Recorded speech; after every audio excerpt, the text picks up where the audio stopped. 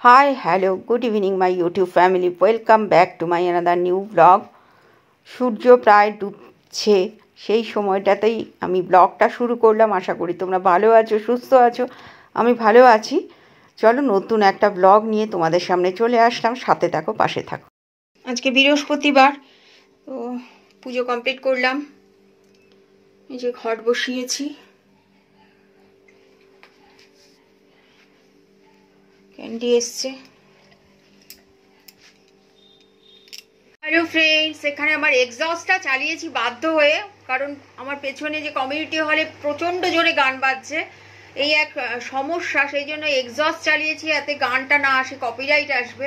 এখানে 4টে হাঁসের ডিম আর 2টো আলু সিদ্ধ করছি। এখানে ডবল ডিমের আমলেট করেছি, খাবো এখন।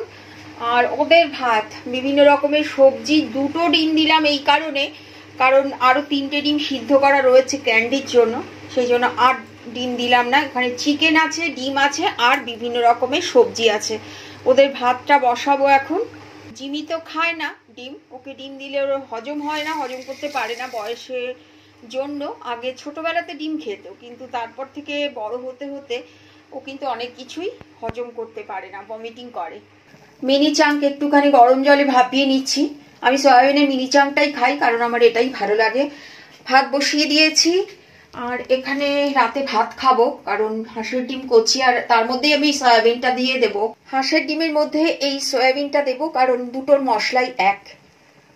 সয়াবিনেও যা মশলা দেবো, ডিমেও তাই মশলা দেবো। আমি কিন্তু মাঝে মাঝেই করি এরকম ভাবে, সয়াবিনের মধ্যে অনেক সময় ফুলকপি দিয়েও করি, আমার ভালো লাগে খেতে, তো আমি সেভাবেই করব। সব রেডি করে নিলাম মোটামুটি। এখানে টমেটো, পেঁয়াজ কেটে নিলাম, আর এই গ্রাইন্ডারে বসিয়ে দিয়েছি আদা, রসুন আর কাঁচা লঙ্কা। এখানে দেখো ডিম আমি নামিয়ে নিয়েছি। ডিম ভাজা হয়ে গেল। হাঁসের ডিম বেশি ভাজি না, চামড়া চামড়া হয়ে যায়, একদম চামড়ার মতো লাগে। এটা উঠিয়ে নেব। এদিকে এই নিউট্রিলাটা ভাজবো, আলুটা ডিমের সাথে সিদ্ধ করেছিলাম। তাহলে দেখো এর মধ্যে আমি নুন হলুদ দিয়েছি, আর নিউট্রিলাটা পুরোটাই ভালো করে চিপে নিয়েছি। এবার এটা খুব ভালো করে ভাজবো।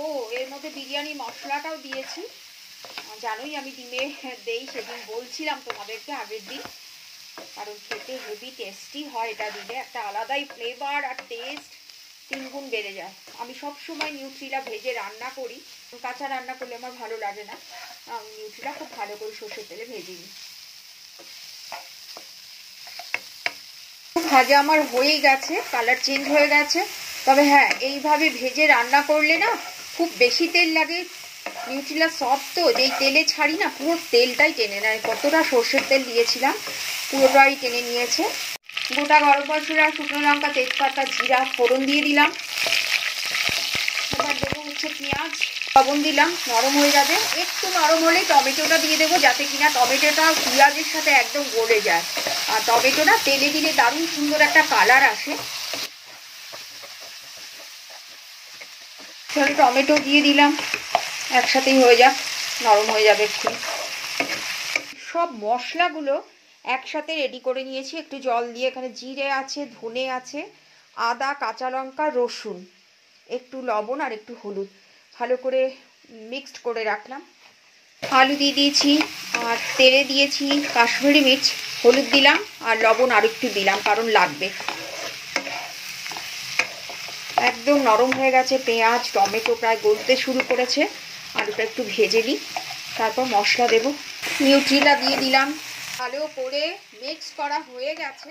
মশলাটা দেবো এবার, আর একটু জল দেব। মশলাটা দিয়ে দিলাম, আর মশলা ধোয়া জলটাও দিয়েছি। এর সাথেই আমি কিন্তু হাঁসের ডিমগুলোও দেবো ডিমের ভেতরে, তাহলে মশলাগুলো সব ঢুকবে। ডিমটা তো কেটে কেটে ভাজি, মানে ওপরটা একটু কাটতেই হয় জানো। আমার মনে পড়ে বিয়ের পরেই, আমি তো জানতামই না, কিছুই জানতাম না। পড়াশোনা করতে করতে বিয়ে হয়েছে, তো গ্র্যাজুয়েশন দিয়েছি আর বিয়ে হয়েছে, রেজাল্ট বেরোনোর আগেই বিয়ে হয়েছে আমার। আমি না গোটা গোটা ডিম কড়াইতে দিয়ে দিয়েছিলাম। সেই ডিম ফেটে আমি তো পুড়েই ছিলাম, সারা গা, হাত, পায়ে, মুখে ফোস্কা, আর সাথে ডিম সব কটা ফেটে কুসুম সব বেরিয়ে কোথায় চলে গেছিল। সে এক ভয়ঙ্কর পরিস্থিতি। দুপুরবেলা কি দিয়ে খেতে দেবো, লজ্জায় মাথা খারাপ। পরে শিখেছি যে ডিমের ওপরটা একটু চিড়ে চিড়ে দিতে হয়, তো মাকে দেখতাম মশলা দিয়ে যখন কষাতো ডিমগুলো দিয়ে দিত, যার ফলে ডিমের ভেতরেও মশলাটা ঢুকতো। ব্যাস আর কি, হয়েই গেল। এবার যতক্ষণ লাগবে কষাতে সেইটুকু টাইম, তারপর গরম জল করে রেখেছি আমি, এই জলটা দিয়ে দেবো।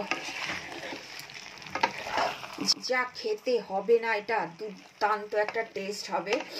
আমার হাতের এই নিউট্রিলা যারাই খেয়েছে তারাই বলেছে, মন তুমি যে নিউট্রিলা করো কিভাবে করো যে এত সফট আর এত টেস্টি হয়। সত্যি তাই, নিজে রান্না করে বলে বলছি না, ভালো হয়। ওই বললাম যা কিছু করি নিজের আইডিয়াতে বা নিজের থেকে করি, কিন্তু আমি কিছুটা তো হ্যাঁ শ্বশুরবাড়িতে এসে শাশুড়ির কাছ থেকে শিখেছি, কারণ উনি খুব ভালো রান্না করতেন, আর আমার মায়ের কাছ থেকে অনেক কিছু শেখা। বাকি রান্না দেখো সবটা তো শিখে হয় না, নিজের আইডিয়া রাখতে হয় কিছুটা, যে কোনটা দিলে ভালো লাগবে খেতে, এই হচ্ছে ব্যাপার। তবে রান্নাটা মোটামুটি খারাপ আমি করি না।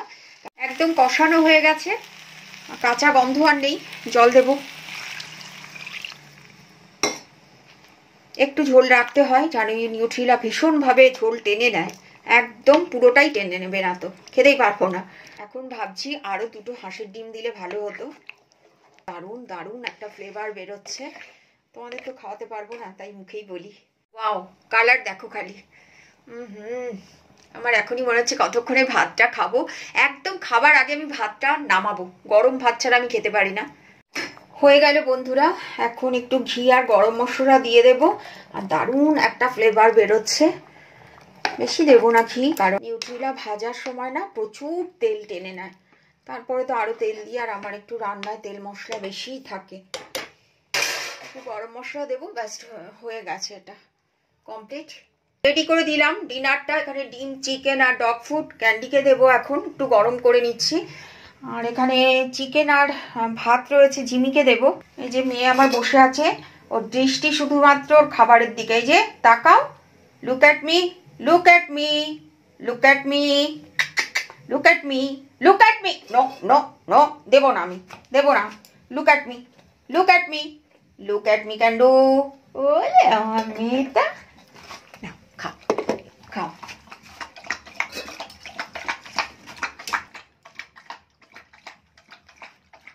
রইল ভাত, খাবার আগে করব। জিমি আয়, জিমি। ক্যান্ডিকে দেখো, আমি ডিনার করব, ও এখানে চলে এসছে, গন্ধ পাচ্ছে তো। জিমিকেও দেখিয়ে দিই, এই যে ওনার আবার পাশে বালিশ লাগে, বসে আছে।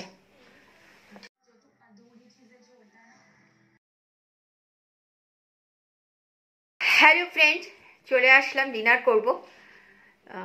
সন্ধ্যাবেলা রান্না করলাম, এখন গিয়ে দেখছি ঠান্ডা হয়ে গেছে, আবার পুরো ফোটালাম। ভাতটা 1 ফুট দিয়ে ঢেকে রেখেছি, একটু পরে খাবো, সেই জন্য আজকে সারাদিন কথাও বলতে পারিনি, মুখ না দেখিয়ে ব্লগ শুরু করেছি। একটা জিনিস দেখো, ক্যান্ডি আর জিমি বিগ বস দেখছে দুজনে একসাথে। আজকে সকাল 7:30টার সময় আমি ঘুমিয়েছি, 2 দিন হলো আমার ঘুম একদম হচ্ছে না। এটা আমার যদি হয়, ঘুম না হলেই কিন্তু শারীরিক প্রবলেম হয়, প্রেশারটা ফল করে যায়।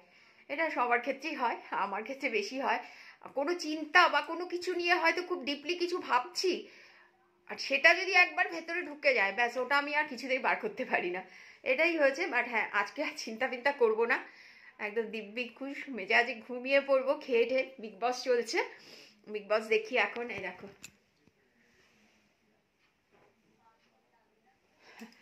তো বিগ বস তো আমার একটা দেখার নেশা, পুরোনো এপিসোডগুলোও আমি দেখি। এটা তো দেবে, এটা আরেকবার দেবে, আজকে প্রথম থেকে দেখা হয়নি।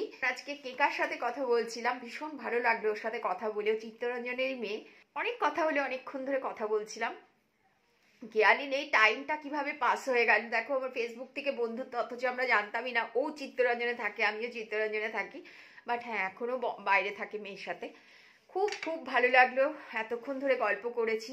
সোশ্যাল মিডিয়া আমাকে কতটা প্রতিষ্ঠা করতে পারবে কি পারবে না, বা পেরেছে সেটা নিয়ে অতটা ভাবি না। বাট হ্যাঁ, কিছু ভালো বন্ধু আমি এখানে পেয়েছি, যারা অনেক দূরে দূরে থাকে, তাদের সাথে খুব ভালো বন্ধুত্ব আমার হয়েছে, যাদের সাথে কথা হয়। এটা ইউটিউবে তো প্রচুর রয়েছে, আর যেহেতু এটা মাস 3 হলো আমি ফেসবুকে এসেছি, তাই ফেসবুকে অত সংখ্যক আমার বন্ধু নেই, বা বন্ধু আছে প্রচুরই, কিন্তু যাদের সাথে কথাবার্তা আর কি ফোনে সেরকমভাবে হয় না।